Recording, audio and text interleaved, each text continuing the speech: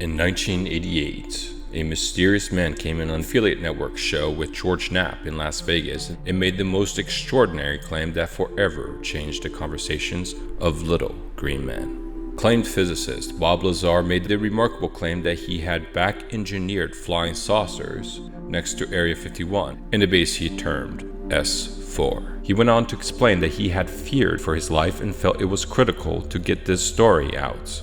The tone of this whistleblower testimony was unprecedented and no less remarkable. It left many to doubt the case. However, over 3 decades later, in countless interviews, Bob Lazar has remained steadfast and consistent with his claims. Since his first interview, Bob Lazar has passed multiple lie detection tests, as well as screenings from deception experts, and even had a documentary film made about him. There's much we don't know about Bob's faux story, but what we do know for certain is that his story has forever changed the conversations of UFOs and extraterrestrial aliens.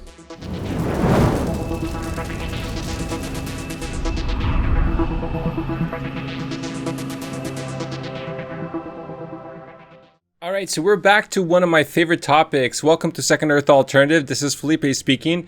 So today we're going to be talking about Bob Lazar, but in reference to the Joe Rogan podcast, where he had guests Bob Lazar, who is a physicist, as we just described in the intro, who had actually back-engineered supposed alien crafts. Well, he's not certain that it was aliens. And of course, filmmaker Jeremy Corbell, who had made a documentary about Bob Lazar and had essentially opened up the story to the mainstream public. So, I got a message from a viewer, John Kalen, says here, Second Earth, hey, George Knapp and Jeremy Corbell are on the JRE today, just dropped. You get lots of views if you reviewed it. Something big is coming. I actually didn't know that Bob Lazar was going on the Joe Rogan show, so thank you, John. I really appreciate the information. So what I wanted to do very basically is just kind of go over the interview. Now, the interview is 3 hours long, so I'm obviously not going to be able to cover the whole interview, but what I did want to do is snip it off a few sections, just little areas that we think we might be able to contribute a little bit to the conversation and hopefully give the viewers, different options, different ideas to think about. So moving on, I just wanted to play a segment. We're going to start here at the 36 minutes. By the way, this is George Knapp. He is the investigative journalist who initially interviewed Bob Lazar back in 1988, I believe was their first interview. He's a very credible individual, very smart mind, does his due diligence with research. So when you hear him speak in this interview, definitely know that he is a credible individual. With him and little girls? No, the guy says. And then the interviewer says, well, we heard that he tried to solicit a 14-year-old girl to work at a brothel. And then they put this... The guy says, I don't know anything about that. They put this on Twitter with the headline, Bob Lazar solicited 14-year-old girl to go into prostitution. So who's doing this? Just some online trolls? People who've got it bad. And there's so many of them that every day they post something about Bob Lazar. Really? It's kind of weird because when you think about Julian Assange, I guess something similar happened with the whole claimed rape thing that happened in Sweden, where I don't know if he was arrested in Sweden or if the rape happened in Sweden, but this is something that you often see with characters that certain government agencies are not a fan of. Oh my God, dude. Well, I think UFOs attract a certain percentage of schizophrenics. Totally. But Yeah. this is like so horrible, the way that his story, I've never seen it like this. I get it. Because I did a film on Bob, I get death threats because of Bob. That's his life every day. So, I obviously don't want to start this on a dark note, but I did want to play that because Jeremy Corbell just said that he gets death threats just after he made the documentary about Bob Lazar. Very interesting, because we had made a couple episodes about Area 51, specifically regarding Bob Lazar's claim. Now, this episode was before Jeremy Corbell's documentary, but I had read Bob Lazar's transcript, and I knew that he had supposedly been taken to Area 51 via a bus. So knowing this, or if you're to trust his information and you're to think, wow, even though Area 51 might be very sophisticated, they're still transporting some of the scientists via buses. if that is true, then, if you want to try to verify Bob Lazar's claim to find underground bases, all you would have to do is go to Google Earth, follow tire tracks that seemingly lead nowhere. Surprisingly, there are a lot of those in Area 51. And even more surprisingly, when you actually search around some of these tracks, you will find hidden doors to the mountains, as we've showcased before in our episode. It was this episode that this channel that has been threatened multiple times, that was our very first time that we were ever threatened, where somebody had actually told me that I was on a list and that the truth is not free. I had a military guy who I had asked years ago about disinformation. Do you guys have to seed disinformation out there to discredit the UFO story? He said, we don't have to plant anything. UFO people do it all to themselves. I mean, they're nuts. Yeah. I had a... I think it's interesting that the way they're talking about like UFO people being, or people who are into the UFO topic as being nuts, I think that there is a common kernel between very creative, highly intuitive individuals who are able to see through the veil that the government is creating and becomes highly interested in what is mysterious to them. And of course, the common kernel of people who might have mental disorders and would, irregardless, be interested in something that is not affirmed to this base reality.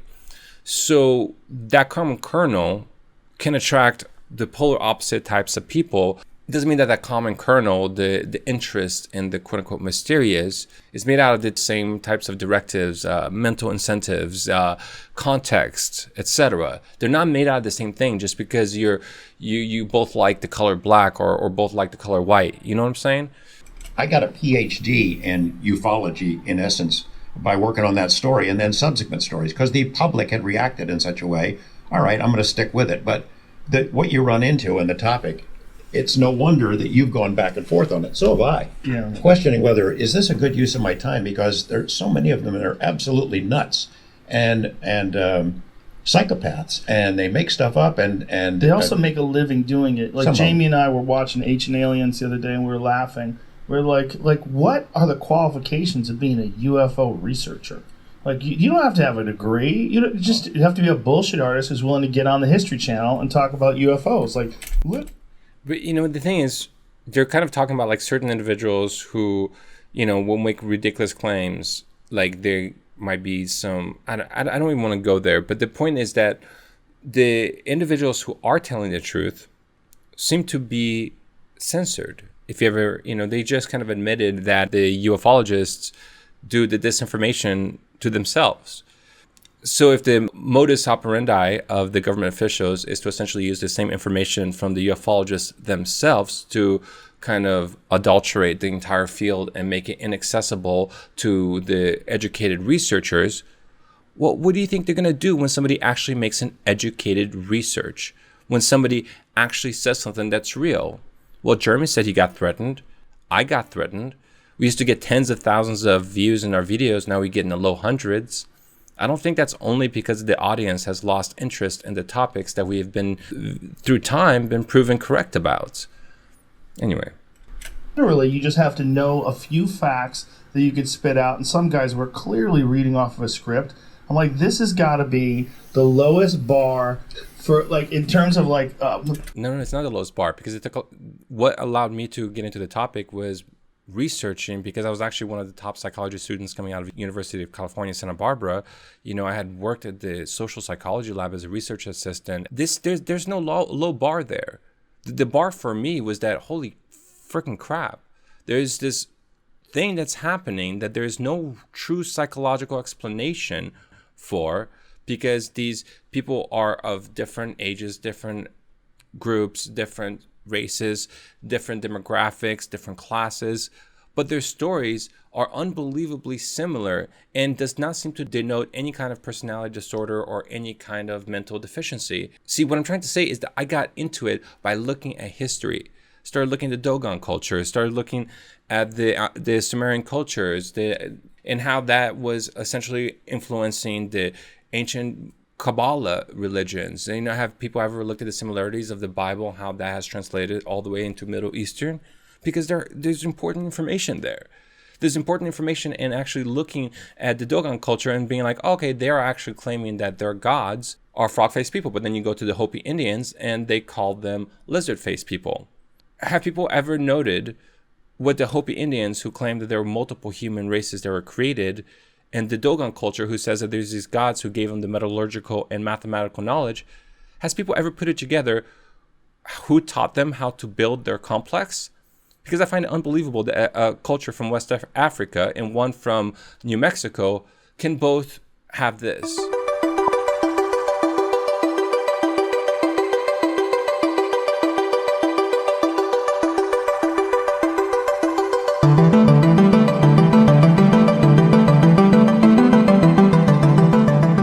Another similarity. The Dogon culture calls their gods nomos, the ones who came from the sky and helped them. I think it's in Sumerian culture that it's called Namu. Nomo, Namu, both spelled with double M. Very close in terms of etymology of language. Then you look at the Hopi Indians once again, and what do they call ant friend? The ant people, because they used to call them their ant friends, right? The ant people who are these people who actually helped them build these underground caverns that helped them escape from a catastrophe, which Graham Hancock has said that might have happened 12,800 years ago in Greenland. What did they call these people? They called them Anu, which means ants, and Naki, which means friend. Once again, the etymology of the word Anunnaki going back to Sumerian culture. So where's this schizophrenic low base on trying to find that information and then trying to make sense of it? Just saying. What does your son do? Oh, he's a scientific expert on the History Channel. Amazing.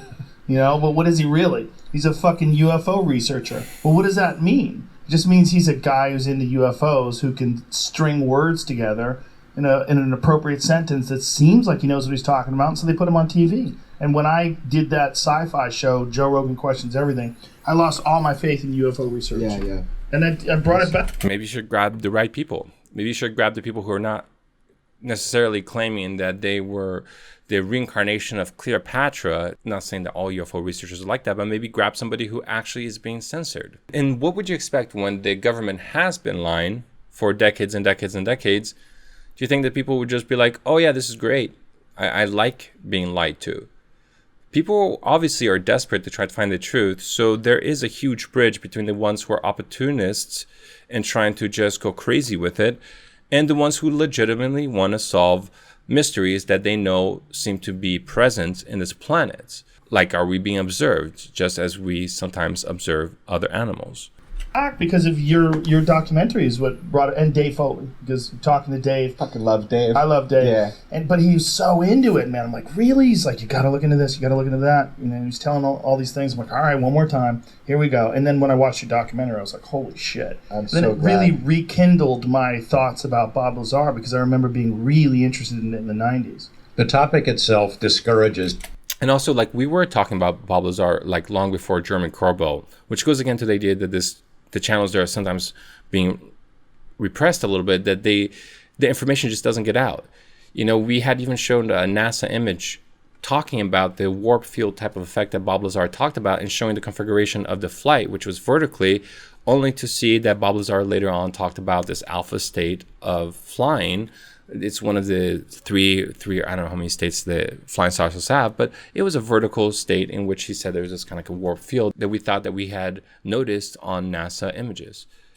Serious inquiry by journalists, by scientists, because you have to wade through so much crap. 95% of it is total crap. Right. Or it is honest misidentifications of prosaic objects. But that 5%, it's really interesting, and it's why the government is now, looking into it once again. Yeah, it is really weird to see the government looking into it openly. That's what's strange. Like, the fact that they're, like, the younger version of me would be, like, bracing myself for contact. I'm like, it's coming. If they're talking to us about it now, because my thought was always, like, they probably... And also, Joe Rogan was that young person who was racing for conspiracy theories. It's just that, in my opinion, I think he was just racing for the wrong conspiracy theory. And Joe Rogan is kind of, having seen so many interviews of him, I would think he's kind of prideful a little bit. He doesn't wear it in his sleeves. And so when he picked the wrong conspiracy theory, which was that the moon landing was fake, well, I think that kind of dinged his pride a little bit when he realized that was a fake conspiracy, and essentially kind of labeled all the other conspiracies in the same realm as flat Earth or the fake moon landing.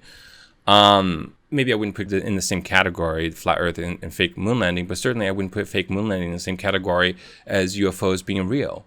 I think UFOs being real is a lot more clear and evidence than some of the wild conspiracy theories that Joe Rogan had discussed previously. So, it's hard to talk about somebody like that. I wish he was here to respond, because I don't like talking about people's psychology when they're not there. It's kind of weird, but just play on. Things coming in and where out things of space get really interesting. Radar. Somewhere there's a giant pile of information that we haven't been able to see, but it doesn't mean that it answers the question. This thing has been with humans throughout history, and it's always just tantalizingly out of reach. It used to be golden shields, and then it'd be swords and flaming chariots, and now it's flying saucers.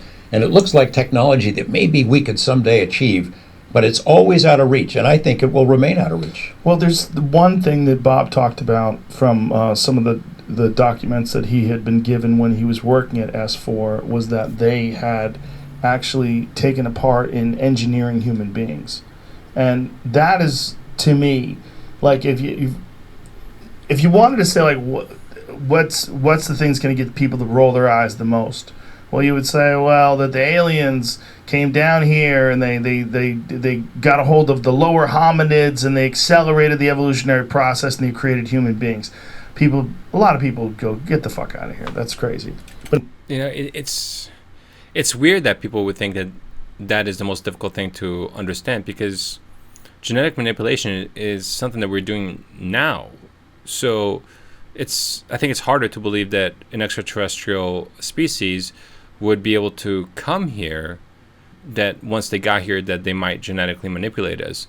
Also, when you look at the taxonomy records, it does seem that humans had this unbelievable jump from Homo erectus to Homo sapiens, where I think it was like a 300 cubic centimeter increase in our brain.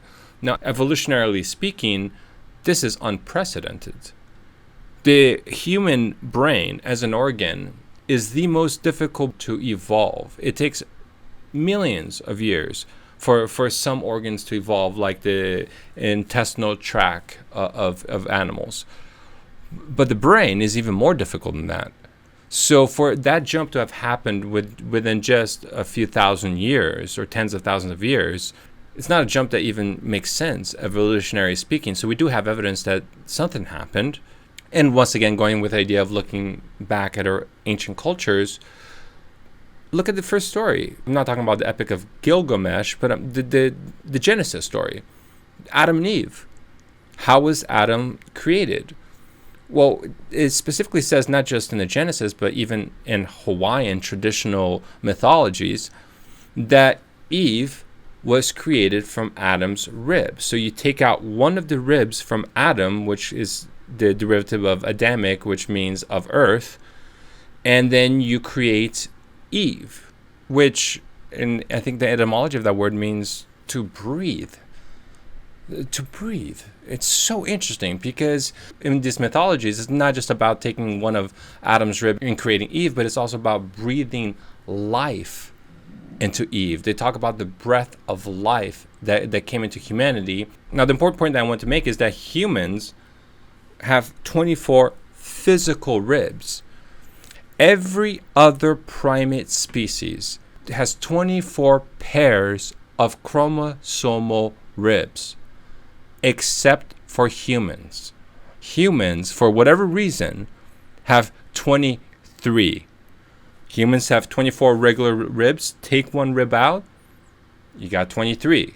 So are you certain that the Genesis story was not specifically telling us exactly how they genetically manipulated primates to eventually become Homo sapiens? It's about people's how much we vary. We're so different. Like, not like any other animal. Like, other than dogs. And dogs are the way they are because we fucked with them. Because we manipulate them. And we are the dogs of the rest of the world. You know, I mean, if you really think about it, so different than every other primate. There's not even anything close to us. And I know there were some other human species, was how do you say it, the Denovians, right? There's Neanderthals, Homo floresiensis, which was those little hobbit people. There'd have been a bunch of other humanoids, but nothing that came close to what we are. I don't know if I can agree with that. I would argue that the Denisovans and their cousins, the Neanderthal, were actually quite sophisticated. In fact, there is some evidence that the Neanderthals may have even been the ones who created the Venus dolls, which would mean that the Neanderthals lived a little bit past the 40,000 year mark. But if true, it wouldn't be the first art that Neanderthals had formed. Neanderthals had buried their dead. They even had jewelry. They used certain seashells and certain bracelets and ornamentation, and they would put flowers in their graves. And to think that they might have created art, it's hard to say that the Neanderthals were that far from us. It's just that humans have this unique ability to create arbitrary symbols in our head, so it's easier for humans to conglomerate in an army of thousands of individuals under a single symbol. Neanderthals, when they had to go in battle, for example, they could only conjugate in groups of about 150 because they had to kind of trust everybody. They didn't have this arbitrary capability of unifying a single concept under a single symbol. And if you look at ancient primates and us, the leap between them and us is so quick. The doubling of the human brain size over a period of 2 million years is just bonkers. Like, they don't know why. They don't know what happened. They have no idea. But if that really is what happened, if they said, listen, they're going to get there, but we can help. Like, let's just jump in, because these things, like, look, chimps are still chimps, right? They're still murdering each other. They're still tearing monkeys apart and eating them alive. They're still doing the same things they've been doing for thousands and thousands of years, whereas we're living in condominiums and watching cable. It's like whatever has happened to humans has happened. So the advancement is so unique. It's so different than any other animal. If we really have been visited since the beginning of time, since history, if all those biblical stories and all the stories from the Bhagavad Gita and all these ancient texts that do talk about vimanas and Look how much he knows. But, whatever. Let's just play on. Flying crafts and beings that come down from upon high, if all that really is aliens intervening with the biological evolution of human beings, how fucking weird are we? Yeah. If you think about how weird we are, period, maybe that would kind of explain it, that we're some stupid science experiment. Well, people say, I want disclosure, I want to know, we're ready, we can handle it. Are you sure? You can't handle the truth. Are you sure you can handle? Yeah, this goes back to the old argument that we're talking about, how we might actually be a slave race. We might have been created to help a certain alien race who, for whatever reason, was extracting resources out of this planet. Not saying all UFOs are that. In fact, there could have been competing species, some of them who favored us, other ones who didn't favor us. Now, my personal belief from what I've read, it seems like there was a race that initially created us and then abused its creation, and then other species apparently stepped in, and as the Greeks would say, Zeus came down and struck lightning bulb and sentenced the Titans to the underworld. Handle it because we don't know exactly what it is that can be disclosed, but what if it turns out that we're an agricultural product, that we are being harvested for something, or we're being allowed to breed and kind of a science experiment? Let's see where this goes. That's another very, very frightening theory. There are many individuals, and I think even X-Files kind of pointed to that possibility in the end of one of their films, that people have talked about seeing tanks of human body parts. Whatever that means. Are they harvesting it? Is that just, where they do their little experiments to figure out how the humans are going to come out? I don't know. It's a site for your worst nightmares. Let's put it that way.